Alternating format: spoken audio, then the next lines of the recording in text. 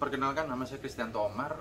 Saya founder dari Om Crab Kitchen dan Om Crab Farm. Kami berada di kota Surabaya.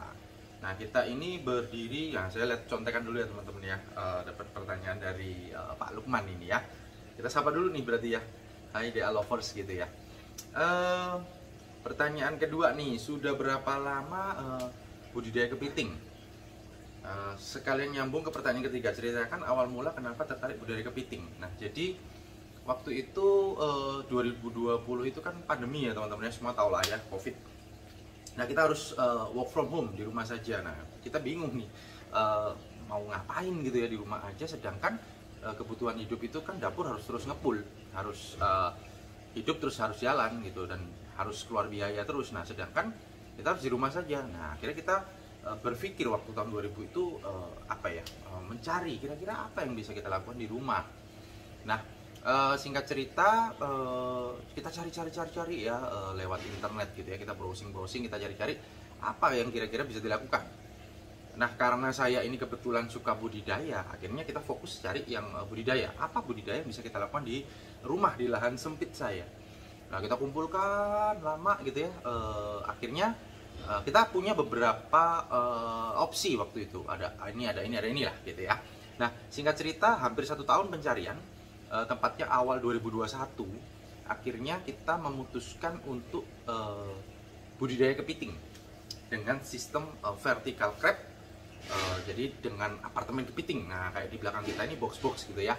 Jadi dengan lahan sempit kita udah bisa budidaya kepiting, bahkan jauh dari pesisir atau jauh dari laut. Dan itu kita lakukan sampai video ini dibuat. Nah, itu teman-teman ya. Jadi awal muasalnya yaitu, jadi bagaimana memaksimalkan tempat yang ada. Jadi kita bagaimana tempat sempit bisa produktif, bisa hasil yang lumayan.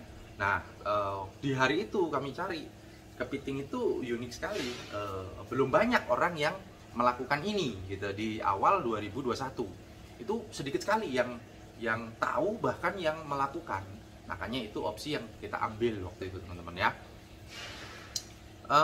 Ada berapa banyak kotak? Nah, jadi box kita, jadi kita ini ada 2 lokasi. Jadi di teras rumah. Mungkin kalau teman-teman nanti bisa juga subscribe ya channel kita untuk daily activity kita. Saya ada update di channel YouTube kita juga, namanya Om Crab. Search saja, jangan lupa subscribe ya teman-teman ya.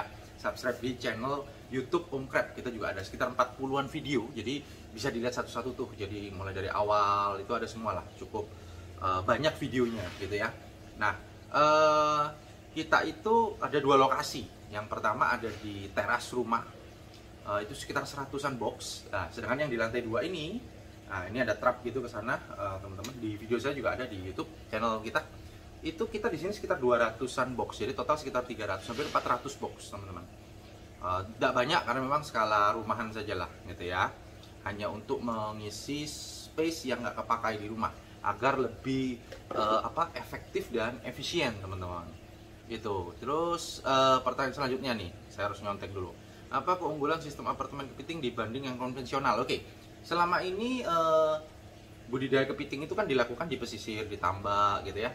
Nah, sedangkan kalau yang kita lakukan ini bisa di manapun. Mau di pesisir juga bisa, mau di kota besar kayak kita di Surabaya ini yang jauh dari pesisir juga bisa. Ya. Nah, terus kelebihannya apa? Lebih mudah kontrolnya. Masalah cuaca itu kan paling ekstrim ya. Tiba-tiba panas, tiba-tiba hujan dan lain-lain. Perubahan pH dan pengeknya ini bisa diminimalisir kalau ya kita di ruangan tertutup ya teman-teman ya. Jadi lebih terkontrol gitu. Jadi lebih bisa menekan angka kematian jikalau kita lakukan dengan benar. Nah, kalau tidak dilakukan dengan benar, justru mungkin malah banyak matinya. Itu.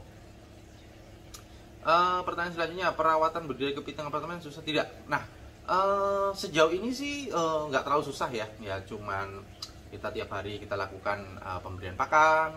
Terus esok harinya ya kita ambil sisa pakan atau kotoran, atau mungkin ada yang mati ya kita harus ambil. Ya operasional standar aja sih teman-teman ya, kayak sedot-sedot kotoran atau sifon ya bahasanya ya. Kita sifon-sifon aja kayak kotoran-kotorannya. Sudah gitu aja sih. Sama kayak kita budidaya ikan gitu ya, kurang lebih lah.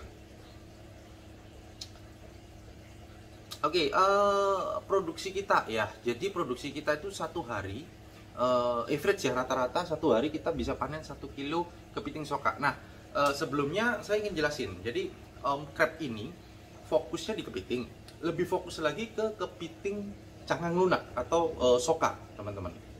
Jadi apa itu soka? Nah, ini saya akan bahas, mungkin banyak ya dari penonton yang dari DA lovers yang mungkin tidak tahu soka itu apa.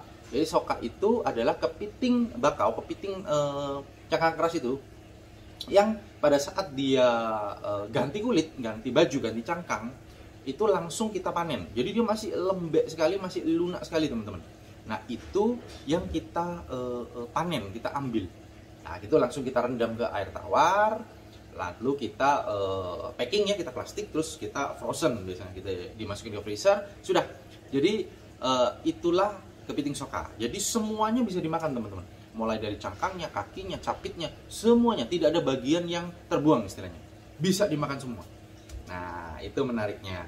Itu kepiting soka. Nah, kami di sini itu fokusnya sementara ini ya, fokusnya di kepiting soka. Nah, selain kita budidaya, Om Crab ini juga ada dapur Om Crab atau Om Crab Kitchen.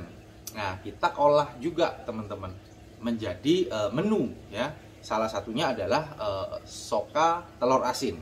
Itu yang kita jual. Itu baru beberapa bulan terakhir sih, baru beberapa bulan terakhir kita launching untuk dapur Om Crab.